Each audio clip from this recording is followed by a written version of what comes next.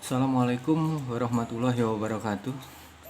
Anak-anak sekalian, tak terasa materi pembelajaran kita pada semester ganjil tahun pelajaran 2020-2021 ini akan segera selesai. Tentunya Bapak sangat berharap anak-anak sekalian dapat memahami materi-materi pembelajaran jarak jauh yang sudah Bapak sampaikan. Nah, anak-anak sekalian, adapun mata pelajaran yang akan Bapak sampaikan pada hari ini yaitu adalah mata pelajaran Ilmu Pengetahuan Sosial SMP Negeri 1 Buairawan. Adapun materi pembelajaran kita hari ini adalah tentang jenis dan fungsi lembaga sosial.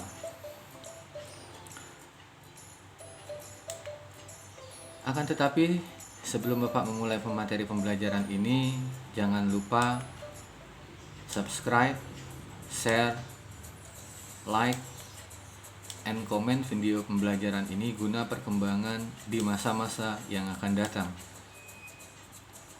Nah, anak-anak sekalian, pada materi pembelajaran sebelumnya, kita sudah mempelajari tentang lembaga sosial. Bapak yakin kalian tahu apa itu lembaga sosial. Lembaga sosial adalah keseluruhan dari sistem norma yang terbentuk berdasarkan tujuan dan fungsi tertentu dalam masyarakat. Nah, kehidupan masyarakat Indonesia yang heterogen atau beraneka ragam, ini terdapat berbagai jenis lembaga sosial di mana satu sama lain saling berhubungan dan saling melengkapi dalam memenuhi kebutuhan masyarakat. Lembaga sosial tumbuh karena kebutuhan masyarakat untuk tujuan mendapatkan keteraturan kehidupan bersama. Nah, hubungan antara lembaga sosial masyarakat tidak selalu sejalan dan serasi. Ketidakcocokan antara berbagai lembaga sosial seringkali tergambar. Misal, kebiasaan merokok. Norma dalam lembaga kesehatan menekankan untuk menghindari kebiasaan merokok.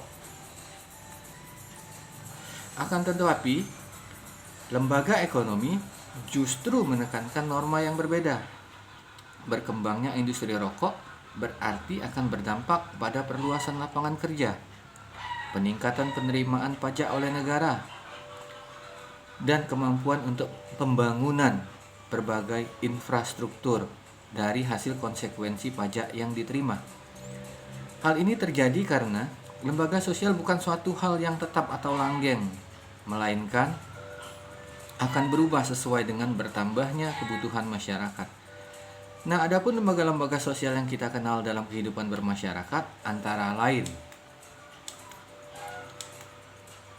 Yang pertama, lembaga keluarga.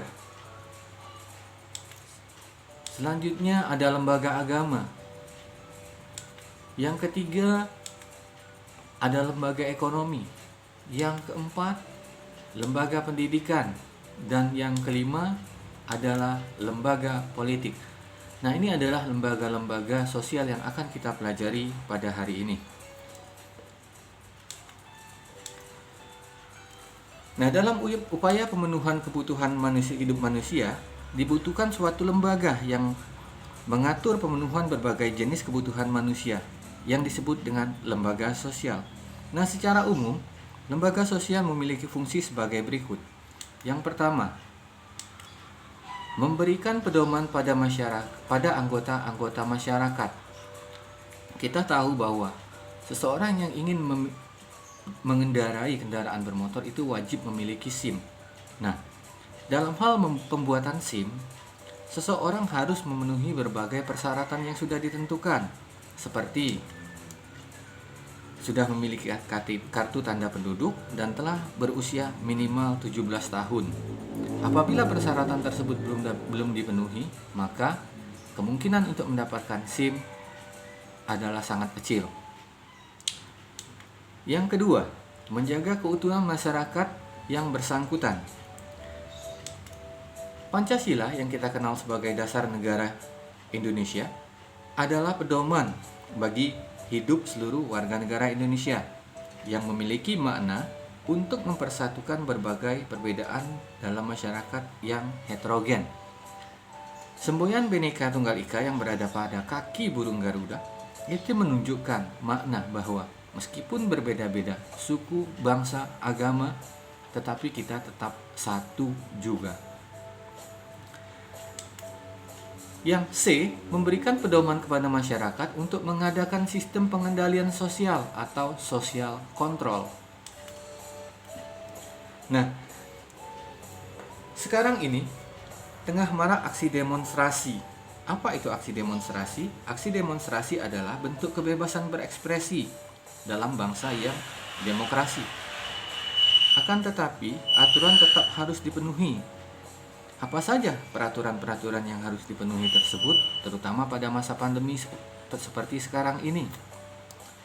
Yang pertama adalah tetap menjaga jarak, kemudian telah melapor, dan yang terakhir telah mendapat izin dari aparat yang berwenang, dalam hal ini adalah pihak kepolisian. Nah, jadi secara umum lembaga sosial itu memiliki 3 fungsi sebagaimana yang tadi sudah Bapak jelaskan. Nah, anak-anak sekalian, selanjutnya kita akan membahas satu persatu tentang lembaga-lembaga sosial. Yang pertama adalah lembaga keluarga. Dan keluarga adalah unit sosial yang terkecil dalam masyarakat, di mana terdiri dari ayah, ibu, dan anak, yang disebut dengan keluarga inti. Keluarga terbentuk dari sebuah perkawinan yang sah menurut agama, adat, dan pemerintah. Nah, dalam hal ini, keluarga berperan dalam membina dan membimbing anggotanya untuk beradaptasi dalam lingkungan fisik dan lingkungan budaya di mana mereka berada. Dalam keluarga, diatur hubungan antar anggota keluarga sehingga tiap anggota mempunyai peran dan fungsi yang jelas. Contoh, seorang ayah sebagai kepala keluarga sekaligus bertanggung jawab untuk memberikan nafkah terhadap keluarganya. Seorang ibu mempunyai tugas sebagai pengatur, pengurus, dan pendidikan anak-anak. Sementara seorang anak wajib membantu kedua orang tuanya. Nah, dengan pembagian tugas yang demikian, maka diharapkan dapat terbina sebuah keluarga yang harmonis. Lalu apa fungsi dari lembaga keluarga? Lembaga keluarga itu mempunyai 7 fungsi. Yang pertama adalah fungsi reproduksi, atau fungsi untuk mendapatkan keturunan dari suatu ikatan perkawinan yang sah, sehingga dapat menjadi penerus bagi suatu keluarga. B. Fungsi proteksi. Fungsi proteksi merupakan fungsi tanggung jawab seorang ayah sebagai kepala keluarga untuk memberikan perlindungan kepada keluarganya baik secara fisik maupun kejiwaan, sehingga terbentuk keluarga yang harmonis. C. Fungsi ekonomi.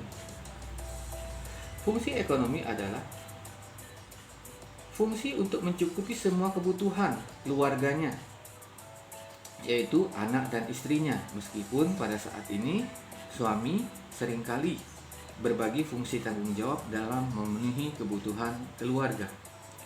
D. Fungsi sosialisasi. Fungsi sosialisasi merupakan fungsi primer yang berperan dalam keluarga untuk membentuk kepribadian anak agar sesuai dengan harapan orang tua dan masyarakat. E. Fungsi afeksi. Fungsi afeksi merupakan fungsi pengungkapan kasih sayang dari orang tua kepada anak-anaknya atau dari seorang kakak kepada adiknya dengan tujuan untuk menanamkan hubungan yang erat dalam keluarga. F. Fungsi pengawasan sosial.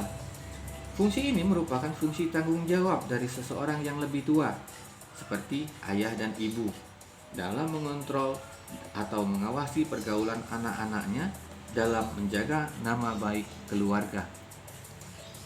G. Fungsi pemberian status. Nah, fungsi pemberian status ini merupakan fungsi pemberian kelas sosial dalam hidup bermasyarakat. Nah, jadi kita sudah tahu bahwa lembaga keluarga memiliki banyak fungsi, mulai dari fungsi reproduksi sampai fungsi pemberian status. Selanjutnya adalah lembaga agama. Lembaga agama adalah sistem keyakinan dalam praktek keagamaan dalam masyarakat yang telah dirumuskan dan dibakukan dan dapat menjadi pelopor dalam menciptakan tertib sosial pada masyarakat. Nah, masing-masing lembaga agama di Indonesia ini memiliki sebuah lembaga yang menaungi agamanya masing-masing, seperti Majelis Ulama Indonesia, Muhammadiyah, dan Nahdlatul Ulama. Ini merupakan lembaga agama Islam, artinya membawahi semua masyarakat yang beragama Islam. Selanjutnya ada Walubi atau Wali Umat Buddha Indonesia, yang tentunya menaungi semua warga Indonesia yang beragama Buddha. Lalu ada Persatuan Wali Gereja Indonesia untuk agama Kristen Protestan. Selanjutnya Konferensi Wali Gereja Indonesia bagi masyarakat Indonesia yang beragama Kristen Katolik.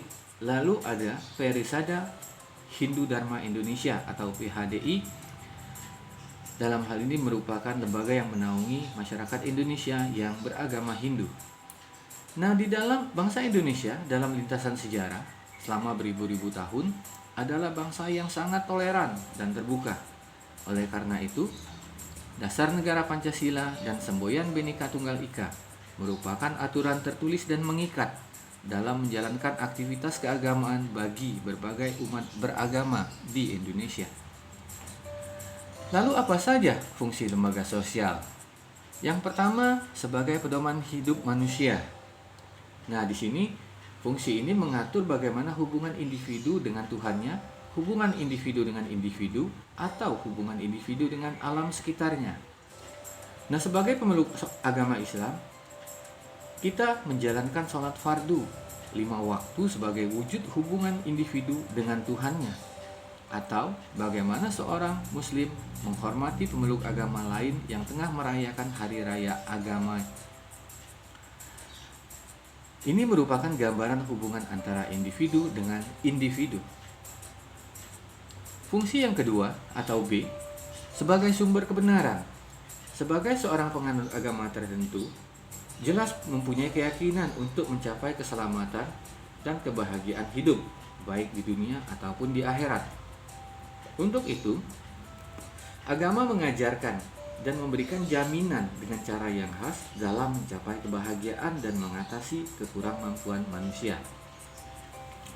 Sebagai seorang muslim, kita yakin bahwa menjalankan ibadah sholat, berpuasa, dan membayar zakat fitrah di bulan Ramadan merupakan kunci untuk mencapai kebahagiaan di dunia dan akhirat. Demikian juga dengan pemeluk agama lain yang tentu saja percaya terhadap kebenaran ajaran agama yang dianutnya. Yang C, mengatur tata cara hubungan manusia dengan manusia dan manusia dengan Tuhannya. Sebagai seorang pemeluk agama, kita wajib menjalankan dan mengamalkan hal-hal yang telah diatur dalam kitab suci agama masing-masing, seperti saling menghormati kebebasan untuk beribadah berdasarkan agama dan kepercayaannya. D. Tuntunan prinsip benar dan salah untuk menghindari perilaku menyimpang. Nah, dalam hal ini, setiap agama mengajarkan jalan kebenaran menurut keyakinannya masing-masing. Seperti perilaku mencuri merupakan perilaku yang salah atau menyimpang sehingga tidak boleh ditiru. Atau perilaku membantu sesama merupakan perilaku yang baik dan patut dicontoh. Fungsi yang berikutnya atau yang E adalah pedoman berbuat baik terhadap sesama. Di sini diartikan bahwa setiap penganut ajaran agama diwajibkan untuk dapat selalu berbuat baik terhadap sesama meskipun berbeda keyakinan. Fungsi agama yang selanjutnya atau yang F adalah pedoman keyakinan. Jika berbuat baik akan mendapat pahala. Di dalam diri manusia telah tertanam benih kebaikan sebagai anugerah dari Sang Pencipta. Oleh karena itu, sekecil apapun perbuatan baik kita, seperti menolong orang tua yang hendak menyeberang jalan, pasti akan mendapat ganjaran dan pahala dari Allah Subhanahu wa Ta'ala atau Tuhan yang Maha Esa. Nah, di dalam kitab suci Al-Quran, Allah Subhanahu wa Ta'ala berfirman dalam surat Al-Qasas ayat 84 yang artinya, barang siapa datang dengan membawa kebaikan, maka ia akan mendapatkan pahala yang lebih baik dari kebaikan itu. Dan Quran Surat Al-An'am ayat 160 yang artinya, barang siapa berbuat kebaikan akan mendapatkan balasan 10 kali lipat amal baiknya. Fungsi agama yang selanjutnya, yang G, pedoman makhluk hidup adalah ciptaan Tuhan. Nah, sebagai makhluk hidup di dunia ini, kita yakin dan percaya bahwa manusia pertama yang diturunkan oleh Allah Subhanahu wa taala ke muka bumi ini adalah Adam dan Hawa. Jadi, kita wajib yakin dan percaya bahwa semua makhluk hidup adalah ciptaan Allah Subhanahu wa taala atau Tuhan yang Maha Esa. H, pedoman untuk rekreasi dan hiburan. 3. Lembaga ekonomi. Lembaga ekonomi adalah bagian dari lembaga sosial yang mengatur tata hubungan antar manusia dalam pemenuhan kebutuhan hidup sehari-hari. Lembaga ekonomi lahir dari suatu usaha manusia dalam menyesuaikan diri dengan alam untuk memenuhi kebutuhan hidup mereka yang berkaitan dengan pengaturan dalam bidang-bidang ekonomi dalam bidang mencapai kehidupan yang lebih sejahtera. Lalu apa saja fungsi-fungsi lembaga ekonomi? Lembaga ekonomi memiliki fungsi sebagai berikut. A. Sebagai pedoman untuk mendapatkan bahan pangan. Nah, lembaga ekonomi sebagai kepanjangan tangan dari pemerintah mengupayakan ketersediaan bahan pangan bagi masyarakat Indonesia agar tercipta kemakmuran dan kesejahteraan yang merata. B. Pedoman untuk melakukan pertukaran barang. Nah, pertukaran barang atau yang kita kenal dengan barter ini didasari atas kesepakatan bersama, di mana di dalam proses ini sama sekali tidak melibatkan uang. Contoh, seseorang menukarkan 1 kilogram beras dengan 1 liter minyak sayur. C. Pedoman tentang harga jual beli barang.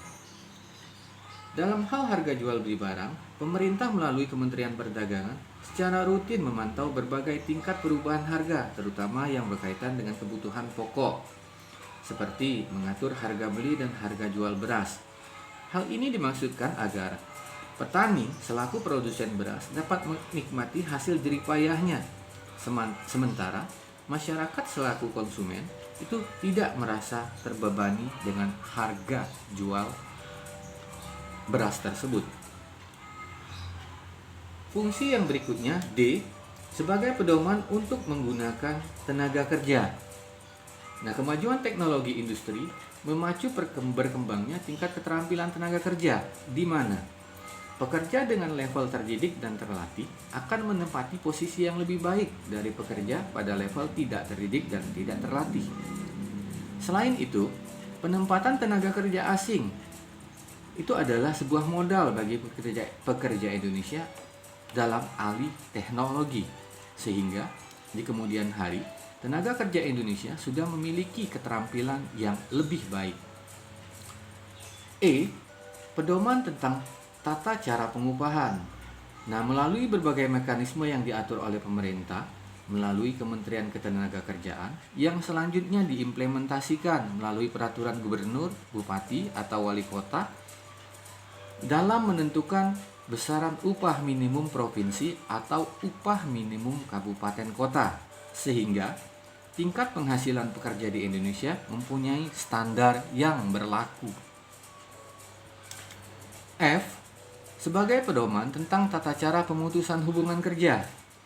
Pedoman tentang tata cara pemutusan hubungan kerja di dalam sebuah lembaga ekonomi seperti perusahaan telah diadopsi aturan yang dikeluarkan oleh Kementerian Ketenagakerjaan untuk selanjutnya diturunkan menjadi aturan perusahaan tentang bagaimana cara pengangkatan dan pemutusan hubungan kerja.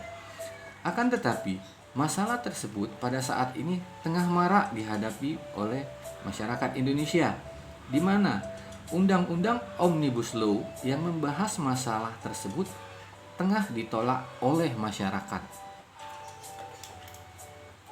G, memberikan identitas bagi masyarakat. Tersebarnya pasar modern jelas mempersempit ruang pasar tradisional. Pasar modern dengan segala fasilitas yang tidak dimiliki oleh pasar tradisional merupakan segmen bagi golongan menengah ke atas. Sedangkan pasar tradisional dengan segala bentuk kekurangannya merupakan segmen bagi golongan menengah ke bawah. Hal ini jelas menunjukkan perbedaan identitas dari kelas yang berbeda. Jadi kita sudah mengetahui bahwa lembaga ekonomi memiliki 7 fungsi. Selanjutnya kita akan membahas tentang lembaga pendidikan. Menurut Undang-Undang Nomor 20 Tahun 2003 tentang Sistem Pendidikan Nasional, pendidikan adalah usaha sadar dan terencana untuk mewujudkan suasana belajar dan proses pembelajaran agar peserta didik secara aktif mengembangkan potensi diri untuk memiliki kekuatan spiritual, keagamaan, pengendalian diri, kepribadian, kecerdasan, akhlak mulia, serta keterampilan yang diperlukan dirinya, masyarakat, bangsa, dan negara. Nah, selain itu, lembaga pendidikan dapat dibagi menjadi 3 bagian, yaitu pendidikan formal, pendidikan non-formal, dan pendidikan informal. Lalu apa itu pendidikan formal? Pendidikan formal adalah pendidikan seperti yang tengah kalian tempuh sekarang, di mana jenjang pendidikan tersebut dimulai dari sekolah dasar, sekolah menengah pertama, sekolah menengah atas sampai dengan perguruan tinggi. Sedangkan pendidikan non-formal seperti kursus-kursus keterampilan yang dilakukan di luar lingkungan sekolah. Selanjutnya pendidikan informal adalah pendidikan di dalam lingkungan keluarga.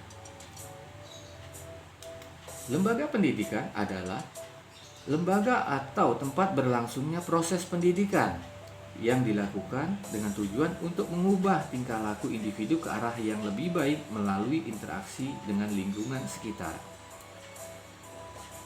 Lalu apa saja fungsi lembaga pendidikan? Lembaga pendidikan memiliki 2 fungsi. Yang pertama adalah fungsi manifest. Apa itu fungsi manifest? Fungsi manifest adalah fungsi yang tercantum dalam kurikulum sekolah yang langsung dapat diamati secara nyata atau fungsi yang diharapkan oleh masyarakat. Seperti A. Mempersiapkan anggota masyarakat untuk mencari nafkah. Nah, melalui proses pendidikan yang berkesinambungan, seorang peserta didik akan diberikan pengetahuan dan keterampilan sebagai bekal dalam menghadapi dunia kerja. Seperti seorang tamatan sekolah menengah kejuruan jurusan otomotif yang tentunya diharapkan mampu untuk bekerja atau membuka peluang usaha di bidang perbengkelan. B. Mengembangkan bakat perorangan. Nah, salah satu tujuan pendidikan adalah mengembangkan potensi seorang peserta didik secara maksimal. Seperti seorang siswa SMP yang terpantau memiliki bakat melukis, tentu akan diarahkan secara khusus untuk melanjutkan pendidikan ke sekolah menengah seni rupa, sehingga ia dapat lebih mengembangkan kemampuan yang dimilikinya. C. Mengembangkan, melestarikan kebudayaan masyarakat. Nah, di dalam pendidikan formal, tentu setiap siswa diajarkan tentang tata tertib sekolah, seperti disiplin, hormat menghormati, sopan santun, yang semuanya mengarah pada budaya kita selaku bangsa Indonesia, yang dikenal disiplin, ramah, dan penuh sopan santun.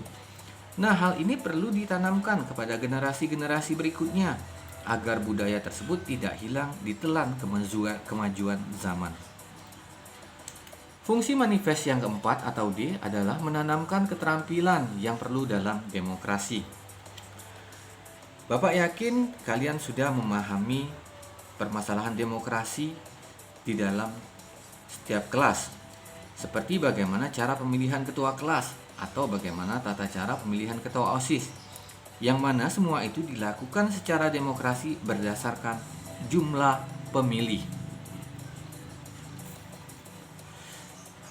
Fungsi lembaga pendidikan yang kedua adalah fungsi laten. Apa itu fungsi laten?